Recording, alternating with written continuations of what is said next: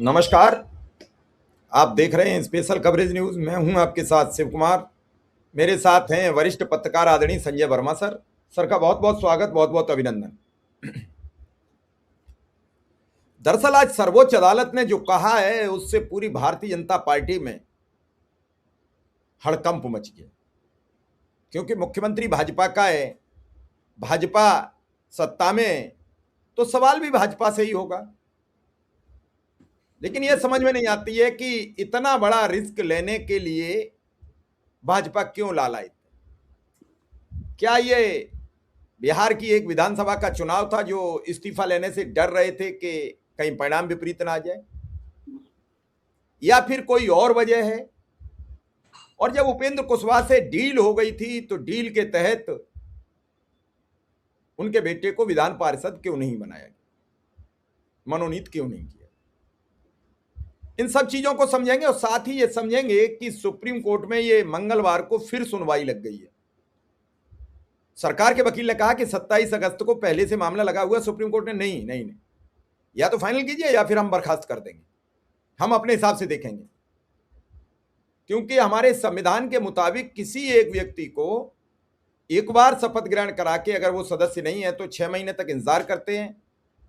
6 महीने में वो किसी सदन का सदस्य हो जाता है तो वो मंत्री बना रहता है। हम दोबारा उसे शपथ ग्रहण नहीं कराते हैं। मानवीय पहलू है, संवेदना भी है, और ऐसा अब तक हुआ भी नहीं है कि अगर कोई व्यक्ति सदन का सदस्य नहीं है तो हम उसे सदन में मंत्री बनाए रखते हैं। मैं दर्शकों को याद दिला दूं कि 2022 के विधानसभा चुनाव से पहले उत्तराखंड में मुख्यमंत्री का परिवर्तन हुआ और एक सांसद को मुख्यमंत्री बनाकर दिल्ली से भेजा गया। क्योंकि विधानसभा चुनाव में सिर्फ 7 महीने बाकी थे, तो 7 महीने बाकी थे तो किसी भी विधायक के इस्तीफे देने के बाद भी वहां उपचुनाव नहीं हो सकता था। लिहाजा बीजेपी को 3 महीने के अंदर 2 मुख्यमंत्री बदलने पड़े थे। तत्काल उनका इस्तीफा हुआ। फिर ऐसे मुख्यमंत्री को, पुष्कर धामी को मुख्यमंत्री के पद पर चयनित किया गया जो सदन के सदस्य थे। यह तकनीकी है। तो फिर वही बीजेपी ये बिहार में क्यों लापरवाही कर रही है? इतना डर क्यों, इतना भय क्यों? और उपेंद्र कुशवाहा से जब लोग सवाल करते हैं तो उपेंद्र कुशवाहा कह देते हैं कि नहीं देते इस्तीफा। संजय सर, क्या है पूरा मामला? आज तो सुप्रीम कोर्ट भयंकर नाराज है और इस नाराजगी का क्या असर पड़ेगा? और ऐसे दिन यह नाराजगी जाहिर की गई जिस दिन बांकीपुर में वोट पड़ रहे थे। भाजपा पहले से हतोत्साहित है और उस पर यह आर्डर। कहते नहीं, एक तो करेला, फिर वो नीम पर और चढ़ गई करेले की बेड़, तो ये आज करेला नीम पर चढ़ गया है।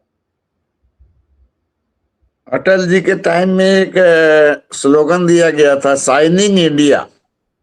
जी, हश्र क्या हुआ आपने देखा होगा। ये जब नारा दिया गया था तो लग रहा था जैसे पूरे देश के अंदर चकाचक है, मतलब जिधर देखो हरियाली ही हरियाली नजर आती थी। और जब चुनाव परिणाम आया तो फिर क्या हुआ अटल जी का, इसको देश ने देखा है। धर्मेंद्र प्रधान का इस्तीफा, बांकीपुर की सीट फंसी हुई है, और इस बीच सुप्रीम कोर्ट का जो आया है, ये पहले भी सुप्रीम कोर्ट ने बिहार सरकार को नोटिस करके पूछा था, लेकिन बिहार सरकार ने उसका क्या जवाब दिया ये तो मुझको नहीं पता है। लेकिन सुप्रीम कोर्ट के लताड़ के बावजूद उपेंद्र कुशवाहा के बेटा दीपक प्रकाश को बिहार सरकार में मंत्री बनाए रखना यह समझ से परे है। दीपक प्रकाश को आपको मैं याद दिला दूं कि पहली बार बिना विधायक रहे हुए या किसी सदन के सदस्य रहे हुए नीतीश कुमार जी के मंत्रिमंडल में शपथ दिलाया गया था।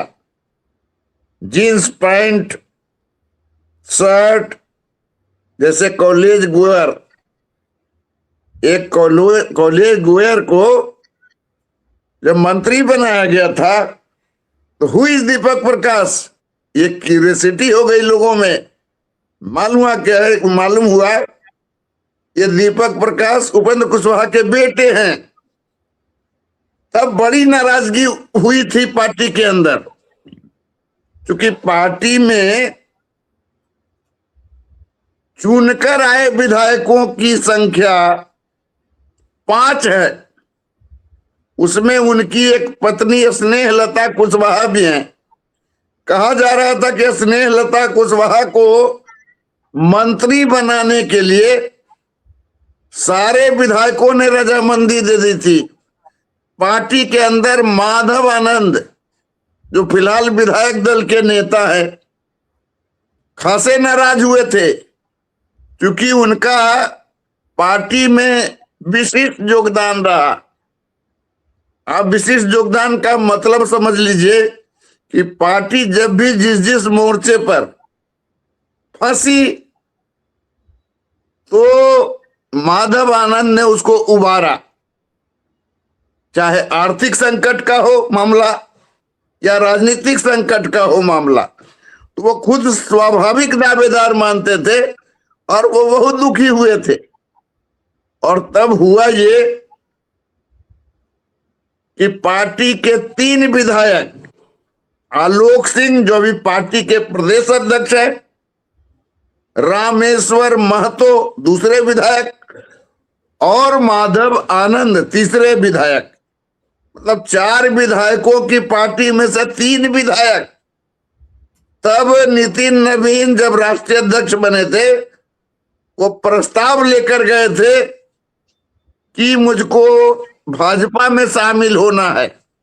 मतलब पार्टी जाए भाड़ में, पार्टी का भविष्य जाए भाड़ में, सारी खुदाई एक तरफ और जोरू की भाई एक तरफ, ये एक कहावत है। तो बेटा के मुंह में उस उपेंद्र कुशवाहा ने मंत्रिमंडल में शामिल करा दिया दीपक प्रकाश को, तो जीवन भर कोसते रहे वंशवाद को, परिवारवाद को। उपेंद्र कुशवाहा ने वो सब कुछ करना शुरू किया जिसको वो आदर्श बताते थे, जो मर्यादा से जोड़ते थे। वो सारी मर्यादाओं को ताक पर रख के और सारे आदर्श को किनारे करके वो सब कुछ करने लगे। पहले पत्नी को लाए, फिर बेटे को लाए, और शायद आगे उनकी जो पतोहू है, यूपी की रहने वाली है दीपक प्रकाश, और वो दोनों अंतरजातीय विवाह की हैं। तब ये चर्चा हुई थी कि यह सब जो है पतोहू के दबाव में किया गया। वो उनकी पतोहू चाहती थी कि स्नेहलता कुशवाहा को मंत्री बनाने की जगह दीपक प्रकाश को मंत्री बनाया जाए। और तब विधायकों के, पार्टी के विधायकों के विरोध, असंतोष और पार्टी को तोड़ने की धमकी के बीच उपेंद्र कुशवाहा ने किसी की एक नहीं सुनी और दीपक प्रकाश को मंत्री बना दिया गया पंचायती राज विभाग के। नीतीश कुमार के मंत्रिमंडल में लगभग वो 5 महीने मंत्री रहे, ना किसी सदन का सदस्य बने, ना विधायक बने। तब ये बात आ रही थी कि मंगल पांडे ने जो सीट छोड़ी है, वो जो सीट है उपेंद्र कुशवाहा के बेटे को मिलेगा। लेकिन मंगल पांडे की सीट पर दीपक प्रकाश का मनोनयन नहीं हो सका। राज्यसभा की बात आई तो उपेंद्र कुशवाहा का 5 विधायक रहते हुए उनको राज्यसभा में अंतिम तौर पर भेजने के लिए अमित शाह ने साफ सुथरा उनको कह दिया कि उपेंद्र जी, मैं राज्यसभा भेज रहा हूं, लेकिन अब मॉल का जमाना है, छोटे छोटे खुदरा दुकानदारों का दुकान का जमाना गया। भाजपा एक बड़ी मॉल है, इस मॉल में अपना दुकान को विलीन कर लीजिए। मतलब कि राष्ट्रीय लोक मोर्चा का विलय जो है भारतीय जनता पार्टी में आप कर लें। बड़ी नदी में छोटी नदी को मिलाने का काम किया जाए। उपेंद्र कुशवाहा ने तब हामी भर दी होगी, क्योंकि उनको राज्यसभा जाना था। जब राज्यसभा में चले गए तो राजनीतिक चतुराई करने की कोशिश किए। नतीजा ये हुआ, खुद तो राज्यसभा में चले गए लेकिन बेटा को एमएलसी नहीं बना सके। अब फिर से जब नीतीश जी हटे और जब सम्राट चौधरी जी आए, तब भी हंगामे के बावजूद उनको फिर से मंत्रिमंडल में शामिल कर लिया गया, ना विधायक रहते हुए और ना विधान पार्षद रहते हुए। अब दलील ये दी जा रही है कि 6 महीने तक कम से कम वो मंत्री बने रहेंगे। यह कहा जाता है कि नवंबर तक 6 महीने तो मजे से रह सकते हैं। तो सवाल ये उठता है कि लोकतंत्र में आप आंखों में धूल झोंक कर, संविधान के साथ क्रूर मजाक कर क्या खेला खेलेंगे? कोई व्यक्ति एक मंत्रिमंडल में 5 महीना रह गया, फिर दूसरे मुख्यमंत्री के पास के मंत्रिमंडल में आप शामिल हुए और फिर 6 महीने की बात आप कर रहे हैं, जबकि जो कानूनी विशेषज्ञ हैं, बिहार के जाने माने कानूनी विशेषज्ञ हैं, बाई गिरी आपने नाम सुना होगा, मैंने बात किया था उनसे, तो उन्होंने कहा यह गैर संवैधानिक है। उधर सुप्रीम कोर्ट भी लताड़ लगा रही है, लेकिन इनके कानों पर जू नहीं रेंग रहा है। जब उपेंद्र कुशवाहा से सवाल पत्रकार लोग करते हैं तो मुस्कुरा के कहते हैं, जिसको निर्लज्जता कहा जाता है ना, यह आदमी जो है निर्लज्ज है लेकिन कुछ बोलना चाहता है, तो मुस्कुरा के कहते हैं, सवाल होता है पत्रकारों का कि दीपक प्रकाश कब इस्तीफा दे रहे हैं, तो उपेंद्र कुशवाहा मुस्कुरा कर कहते हैं क्यों इस्तीफा देंगे। जब पत्रकारों का सवाल होता है कि वो न एमएलए है न एमएलसी है, तो उनका जवाब होता है वो तो पहले भी नहीं थे। अब जो हालात हैं, हाल में भी कई एमएलसी का मनोनयन हुआ, 12 एमएलसी का मनोनयन हुआ, लेकिन उपेंद्र कुशवाहा के बेटे को भाजपा के कोटे से एमएलसी नहीं बनाया गया। इट मीन्स कि वो जो है अभी भी एमएलसी नहीं है और आने वाले 2027 तक, फरवरी तक एमएलसी का कोई मनोनयन नहीं होना है। तो जब मनोनयन नहीं होना है, भविष्य में भी आप विधायक नहीं बनेंगे, तो नैतिकता का क्या तकाजा है? तो आप बांकीपुर से चुनाव क्यों नहीं लड़ा दिया था, उपचुनाव भाजपा में सम्मिलित करा के? भैया, भाजपा जानते हैं बहुत बड़ा डीलर है। पहले डील होती है तब ना डीलर अपना कुछ रास्ता खोलता है। तो कैसे उनको बांकीपुर में चुनाव लड़ा देती? बात को समझ, भाजपा से बड़ा कोई डीलर है क्या इस देश में? वो डील करती है तभी ना कोई चीज करती है। वो डीलर हैं, उपेंद्र कुशवाहा भी सब डीलर हैं। अपने लिए तो जुगाड़ किसी तरह से राज्यसभा कर लिए, लेकिन बेटा को मंत्री बनाए रखने के लिए एमएलसी का जुगाड़ नहीं कर पाए। वो बनारस वाला जो गाना नहीं है, पहले तुम, तो ये जो है वो तो अपना काम करके निकल गए। अब भाजपा कह रही आ जाओ बाबू मॉल में, मतलब आजा मेरी गाड़ी में बैठ जा, आजा मेरी गाड़ी में बैठ जा। और आप गाड़ी पर बैठने की जगह जो है मेढक की तरह इधर से उधर फुदक रहे हैं। तो जब फुदक रहे हैं तो दीपक प्रकाश एक तरह से बिहार के अंदर जो दोबारा मंत्री बने हैं, वो एक प्रकार से लोकतंत्र के साथ, संविधान के साथ या हर संवैधानिक संस्थाओं के खिलाफ या उसको कुचल कर मंत्री बने हुए हैं। तो मान सकते हैं वो इंतजार कर रहे हैं कि मुझको किसी तरह से बर्खास्त कर दे। आमतौर पर राजनीति में होता क्या है, धर्मेंद्र प्रधान का क्या हुआ? वो चाहते तो इस्तीफा बहुत स्विफ्टली दे सकते थे, लेकिन जब तक जिसको कहा जाता है गाली गलौज बेइज्जत नहीं होंगे तब तक हम हटेंगे नहीं। वो अपने कुकर्मों से दबे हुए थे, वो अपने पापों से दबे हुए थे धर्मेंद्र प्रधान, और अब कह रहे छात्रों के हित में मेरे मन में व्यथा थी। कैसी व्यथा थी? ये कुर्सी चिपक लोग, पहले तो लोग इस्तीफा दे देते थे। एक रेल का जो है अगर एक्सीडेंट हो जाता था तो लाल बहादुर शास्त्री से लेकर नीतीश कुमार तक ने इस्तीफा दिया है। बिल्कुल बिल्कुल। हवाई जहाज का अगर कुछ हुआ तो माधवराव सिंधिया ने भी पेश किया। लेकिन अब तो कुर्सी चिपक लोग, इतना कहा नैतिकता क्या। एक बार लालू यादव से लोगों ने कहा था कि मोरल ग्राउंड पर इस्तीफा दे देना चाहिए। लालू जी ने बड़े हंसकर कहा था, भैया क्रिकेट ग्राउंड तो मैंने सुना है, ये जो है फुटबॉल का ग्राउंड भी सुना है, लेकिन ये मोरल ग्राउंड क्या होता है? और ये मोरल ग्राउंड का जो खेत है वो कहाँ होता है? तो मुझको वही बात आ रही है, हंसी आ रही है। मोरल ग्राउंड तो होता नहीं है।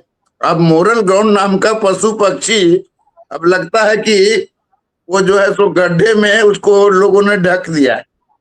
तो ले देकर आप कह सकते हैं कि दीपक प्रकाश का जो मंत्रिमंडल में बने रहना अपने आप में एक प्रकार का संविधान को मुंह चिढ़ाने जैसा है।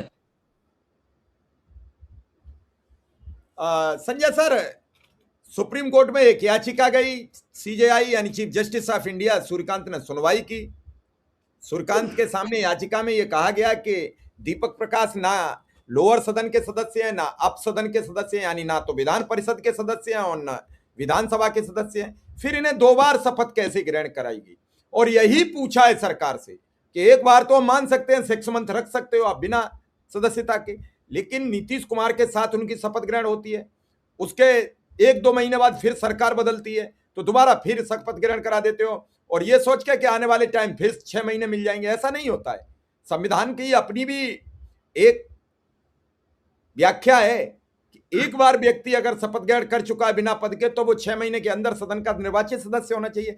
इस बात पर क्या कानूनविदों ने भी सलाह दी सरकार को या शपथ ग्रहण करा दी? उन्हें जल्दी थी कि उपेंद्र कुशवाहा ने नाराज हो जाए, फिर उपेंद्र कुशवाहा को नाराज थी कि सरकार ने नाराज हो जाए तो हम राज्यसभा चले जाएं।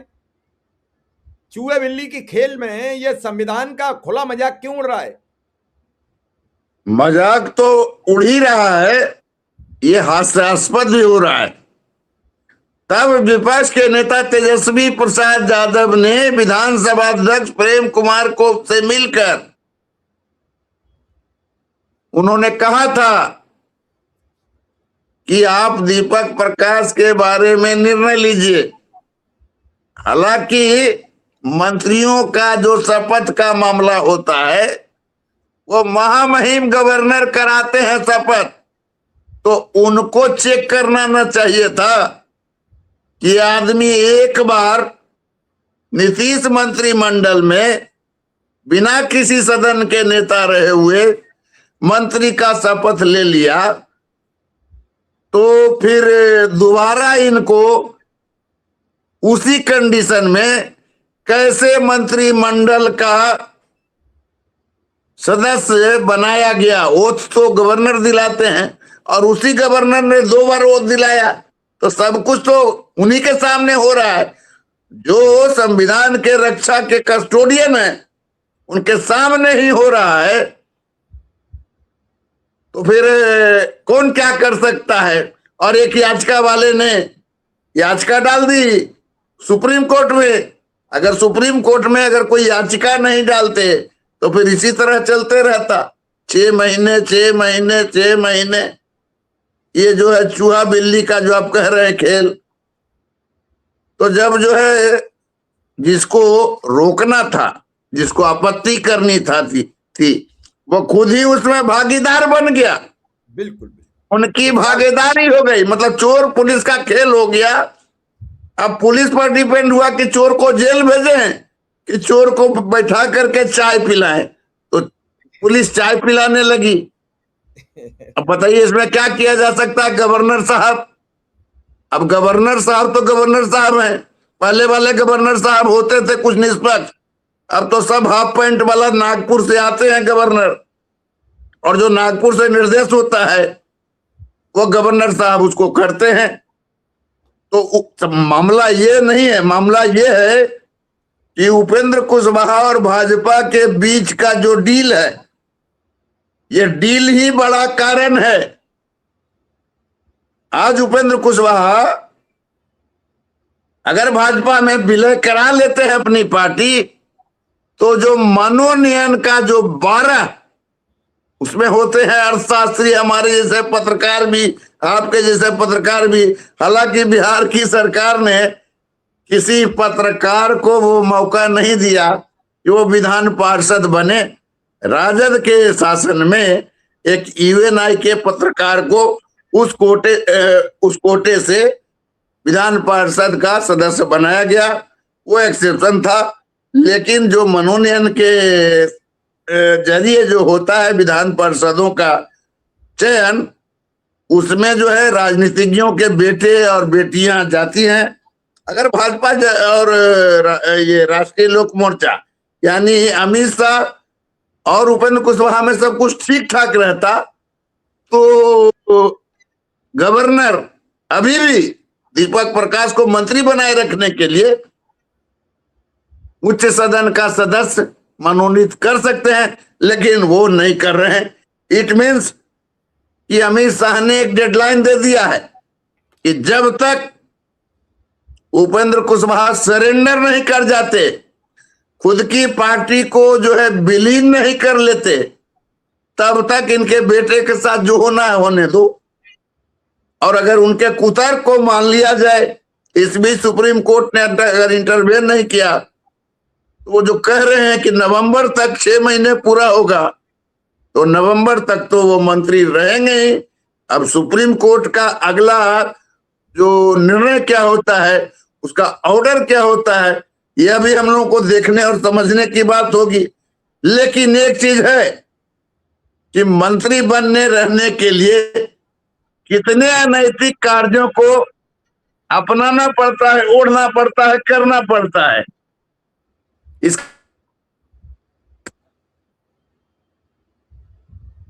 इसको समझना पड़ेगा। तो संजय सर, अब देखते हैं, दर्शकों के ऊपर छोड़ते हैं, क्या संविधान और नियम कानून में बीजेपी विश्वास रखती है या फिर ऐसे ही संविधान नियम कानून तोड़ने में मशगूल रहती है। इंतजार करेंगे और फिर सर के साथ 8 बजे मुलाकात करेंगे, क्योंकि बिहार चुनाव को लेकर आपने समय दिया, इसके लिए बहुत बहुत आभार, बहुत बहुत धन्यवाद। Thank you.